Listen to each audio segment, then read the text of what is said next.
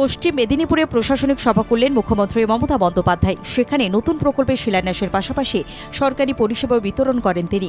মঙ্গলবার তার সভা করেন মেদিনীপুরের সাংসদ তথা রাজ্য বিজেপির প্রাক্তন সভাপতি দিলীপ ঘোষের কেন্দ্রে। মঙ্গলবার সাংবাদিকদের মুখোমুখি মুখ্য নির্বাচন কমিশনার রাজীব কুমার। হিংসামুক্ত, অবাধ ও শান্তিপূর্ণ ভোট চাই কমিশন। ভোট চলাকালীন অনুপ্রবেশ আটকাতে কড়া ব্যবস্থা, বুথে বুথে অতিরিক্ত সিসিটিভির ব্যবস্থা, আধার কার্ড বাতিল হলেও ভোটের ব্যবস্থা কমিশনের। এবছর বুথের সংখ্যা ৮০,২৫৩। ট্রেন বাতিলে সরব তৃণমূল। জনগর্জন সভার জন্য বিশেষ ট্রেন চায় তৃণমূল। 2টি বিশেষ ট্রেনের আবেদন করে তৃণমূল। ব্রিগেডের দিন বিশেষ ট্রেন চেয়েও মেলেনি। অভিযোগ তৃণমূল নেত্রী শশী পাজার। বাতিল করা হয়েছিল দিল্লি যাওয়ার ট্রেন, ফের জনগর্জন সভার জন্য বিশেষ ট্রেন বাতিলের অভিযোগ। বেহালায় আধা সামরিক বাহিনী জওয়ানদের রুট মার্চ। বেহালা থানা এলাকার বিভিন্ন রোডে রুট মার্চ করল বিএসএফ। নির্বাচনে নির্ঘণ্ট প্রকাশের আগেই বাহিনীর রুট মার্চ।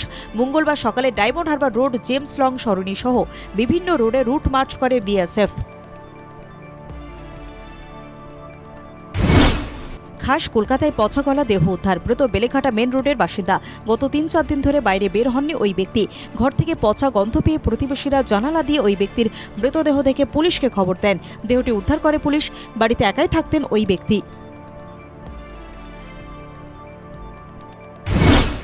দিনের ব্যস্ত সময়ে শহরের উপকণ্ঠ নিউ টাউনে চলন্ত বাসে আগুন। নিউ টাউনের ডিজি ব্লকে অ্যাকশন এরিয়া 1 নম্বর বিশ্ব বাংলা মোড়ের ঘটনা। বাস থেকে ধোঁয়া বেরোতে দেখে চিৎকার করেন যাত্রী ও স্থানীয়রা। চিৎকার শুনে বাস থামান চালক। দমকলের তৎপরতায় আগুন নিয়ন্ত্রণে আসে। প্রধানমন্ত্রীর সফরের পরেই আরামবাগে প্রকাশ্যে এলো বিজেপির গোষ্ঠীদ্বন্দ্ব। বিজেপির প্রার্থী তালিকা ঘোষণার পরেই পোস্টার বিতর্ক আরামবাগে। আরামবাগের বর্তমান বিজেপি বিধায়ককে প্রার্থী করার দাবিতে পোস্টার। তার আগে ঘিরে শুরু হয়েছে রাজনৈতিক চর্চা। পুরুলিয়ার রঘুনাথপুর এলাকায় ভয়াবহ পথ দুর্ঘটনা। দুর্ঘটনায় মোট 9 জন আহত হন। আহতদের মধ্যে বেশিরভাগই রঘুনাথপুর 2 নম্বর ব্লকের মুলডি এলাকার বাসিন্দা। পুলিশের উদ্যোগে আহতদের হাসপাতালে ভর্তি করা হয়। বালুপুরে আগ্নেয়াস্ত্রসহ গ্রেপ্তার এক। লাভপুর থানার অন্তর্গত হাতিয়া অঞ্চলের অমৃতবাদ এলাকা থেকে হাবিব শেখ নামে ওই দুষ্কৃতীকে গ্রেপ্তার করে লাভপুর থানার পুলিশ। উদ্ধার একটি পাইপগান সহ 1 রাউন্ড গুলি। আলিপুর চিড়িয়াখানায় এলো নয়া অতিথি। দর্শকদের জন্য উত্তরবঙ্গ থেকে একজোড়া রয়্যাল বেঙ্গল টাইগার আনা হয়েছে এখানে। সোমবার একটি বাঘিনী ও একটি বাঘ পেয়েছে চিড়িয়াখানা কর্তৃপক্ষ। দুজনেরই বয়স 3 বছর। বেঙ্গল সাফারির শিলার বাচ্চা তারা। আজ মঙ্গলবার দুজনকে দর্শকদের সামনে নিয়ে আসা হবে। প্রাক্তন মন্ত্রী তথা প্রবীণ কংগ্রেস নেতার স্ত্রী লুইস খুরশিদের বিরুদ্ধে আর্থিক তছরূপের অভিযোগ উঠেছে। তিনি সরকারি তহবিলে লক্ষ লক্ষ টাকা নয়ছয় করেছেন বলে অভিযোগ। তদন্তে নেমেই লুইস খুরশিদের ৪৫ লক্ষ টাকার সম্পত্তি বাজেয়াপ্ত করেছে ইডি। স্বাস্থ্যক্ষেত্রে কেন্দ্রকে বড় নির্দেশ দিল সুপ্রিম কোর্ট। দেশের সমস্ত হাসপাতালের চিকিৎসা খরচ সমান করার নির্দেশ আদালতের।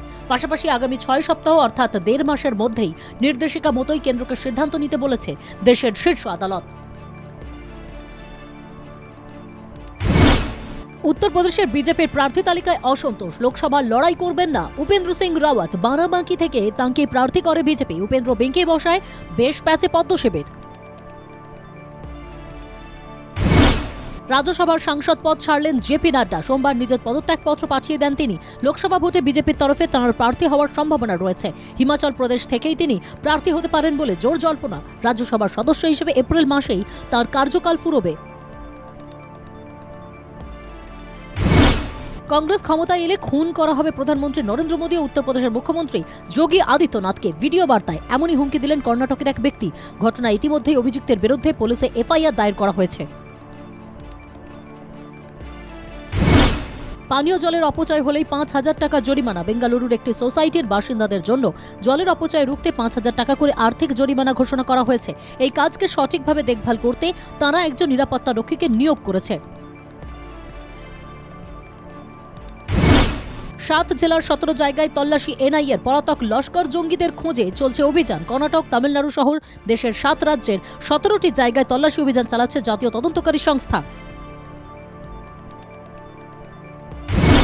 ফেব্রুয়ারিতে দক্ষিণ কোরিয়ার বুসানে বিশ্ব টেবিল টেনিস চ্যাম্পিয়নশিপের ফাইনালের পর এবার এলো সুখবর। ঘোষণা হওয়া ছিল শুধু সময়ের অপেক্ষা। অবশেষে এলো সেই সুখবর। পারফরমেন্স এবং র্যাঙ্কিংয়ের ভিত্তিতে অলিম্পিক্সের ছাড়পত্র পেল ভারতীয় দল। তার বয়স প্রায় 40 ছুঁই। বিশ্ববাসী রোনাল্ডোর ভক্তরা এখন হিসেব কষা শুরু করেছেন প্রিয় তারকাকে আর কতদিন খেলার মাঠে দেখা যাবে। চলতি বছরের শুরুতেই আল নাসেরে যোগ দেন রোনাল্ডো।